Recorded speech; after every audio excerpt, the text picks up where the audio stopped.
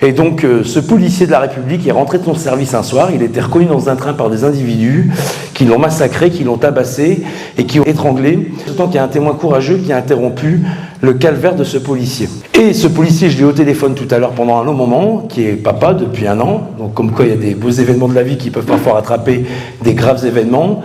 Il a été étranglé par un individu à l'époque qui avait 16 ans. Et en fait, à 16 ans, dans notre parti, on veut supprimer l'excuse de minorité. Il a été jugé par une cour d'assises pour mineur. Il risquait 30 ans, comme il est mineur, c'était 20. Le parquet, donc, qui représente la société, en demandait 16. Et finalement, il a pris 10 ans, la moitié de la peine. Et pendant l'audience, il a ricané, il s'est foutu de la gueule de ce policier qui venait courageusement après avoir vécu à Calvaire, grâce au travail des enquêteurs policiers qui ont réussi à l'identifier rapidement, de la vidéoprotection.